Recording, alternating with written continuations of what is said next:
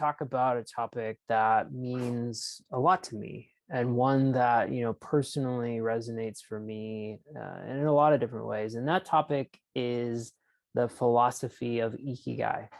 Ikigai, if you aren't aware, is a Japanese term, and it's actually made up of two different words.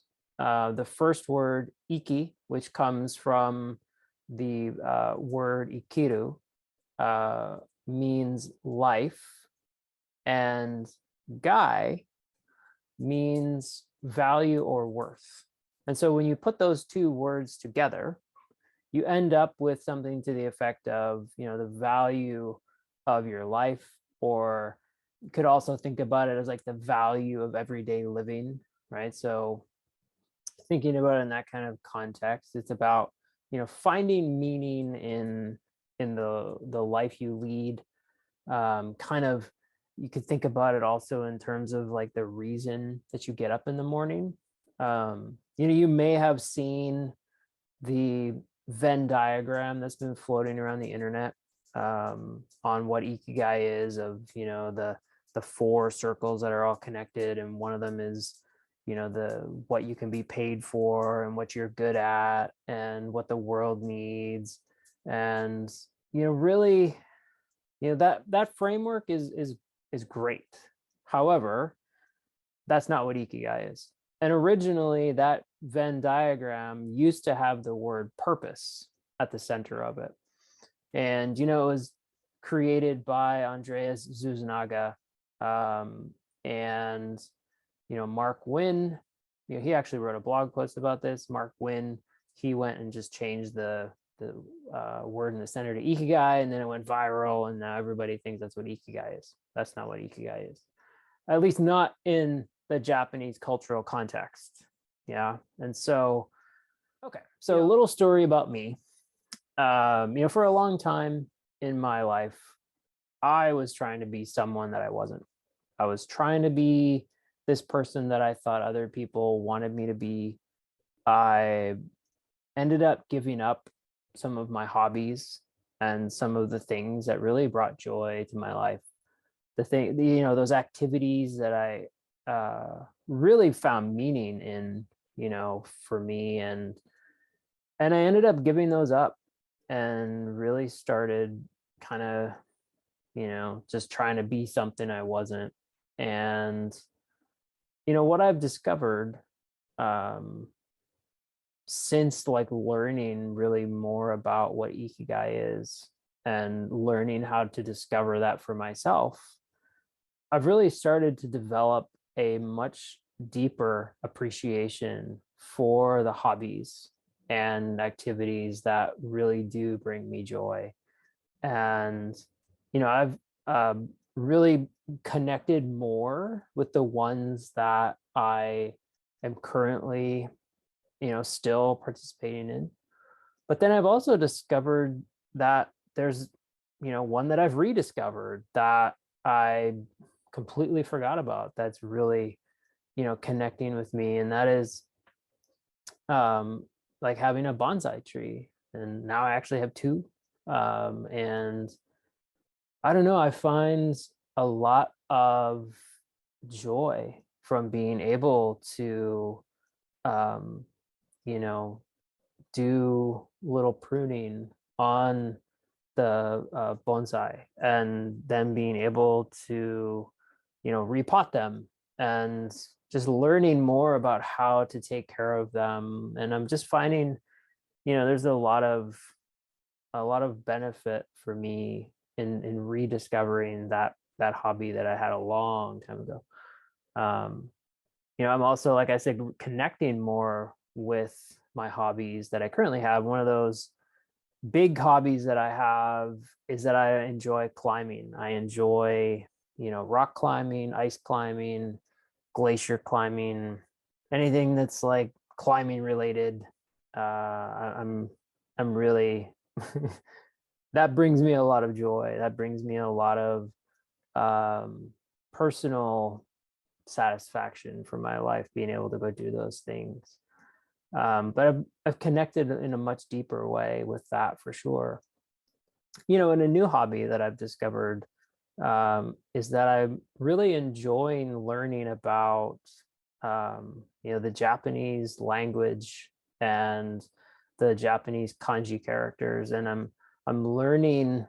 I'm very very much a beginner, but learning about the art of shodo, which is Japanese calligraphy, and I'm finding that very fascinating, and I'm finding a lot of just like uh, mindfulness practice from just being able to just write some of the characters out. And I'm not going to be winning any kind of like artistry awards, and that's not really the point. The point is really being able to connect deeply with myself and learning about how to calm my mind and my body, and it's really fascinating. So anyways, when I think about ikigai, right, it's about finding meaning to your life, and that's going to be different for everybody, and the path to being able to figure that out is not, not a linear path necessarily. Sure, there's some things you can think about, and there's some things that you can do that I'm able to walk clients through. There's not necessarily something that is it's not going to be the same for everybody. But that said, if this particular conversation so far is resonating with you, I just encourage you to subscribe to my channel. I don't know if you'd call this a podcast or just a monologue or what it is, but I'm going to be doing more and more of these types of videos in the future. And so if this is something you want to learn more about, if you want to stay connected, I would encourage you to do that. And the other thing I was thinking about as it relates to ikigai is this idea of creativity. I was talking a little bit about the fact that I've rediscovered bonsai trees, and I'm discovering for the first time the idea of kanji characters, and then thinking about my climbing in a much different way. It's really kind of opening up my eyes for me to see that I am a creative person. For a while, I didn't think I was creative. I mean, I have a very analytical brain. Anybody that knows me will definitely be able to attest to that fact. And I have this, my brain works in a very systematic way a lot of the time. And for a while, I thought, well, maybe I'm just not that creative because I'm more of a logical, analytical thinker, and so I'm not that creative. But what I'm discovering is that that's not true. I actually do have some creativity in me, and I just had to think about how I could unlock that for myself. And I had the benefit of having a coach walk me through how to do that.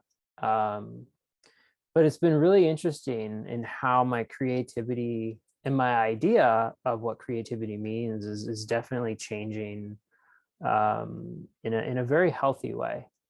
And so, I don't know if this is resonating with anybody, if this is like speaking to you. Maybe I'm just talking to myself. I don't know. But if this is connecting with you, I would love it if you drop a comment or just like this video. That would mean a lot to me, just to know this is like connecting with somebody out there. And even if it's just one person, that's enough.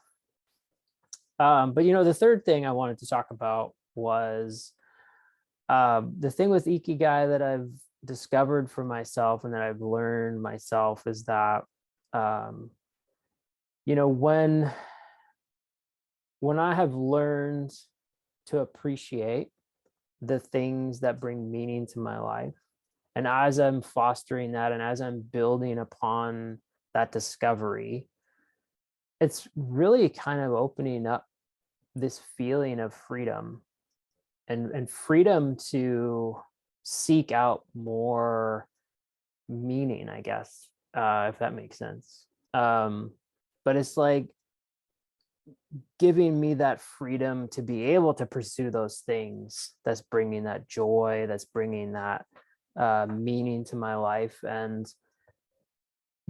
when I think about it, it doesn't matter how big or how small those things happen to be that are bringing meaning to my life. The fact is that they're bringing meaning to my life, and that is helping to build that feeling of ikigai for me. And I think it's important for us to recognize that that ikigai, and like I've already said, is different for everybody, and it doesn't have to necessarily be something that you're good at, right? Like I'm honestly, I'm probably not very good at shodo, but it doesn't matter. I enjoy it. I enjoy attempting to recreate the kanji characters. And the thing I've learned is that there's no such thing as perfect calligraphy. It just is. And that's like super fascinating to me, that it just is. And so I think that that's something that's like allowing me that freedom, right? It's like, well, there's no such thing as like perfect here, and so I can just be who I am, and really tap into my authentic self in a more real way, and much more real than I've been in the past, I think. And by doing that, by connecting with that part of me, it ends up really improving my personal flow, like just the flow that my body has with the people that I interact with, and just the way that I move through the world. And I'm finding that I'm building more harmony in my life. And you may have seen the Norin screen behind me. And that Norin screen, the character on there is Wa, which stands for harmony, which is my the intention that I've chosen for 2022. I want to build more harmony in my life, and I want to feel more connected with that flow state, so that I can feel that harmony. And so there's things that I've been cutting out of my life that aren't bringing harmony, that aren't supporting that harmony. So maybe you have some things in your life that you're like, I need to cut some things away.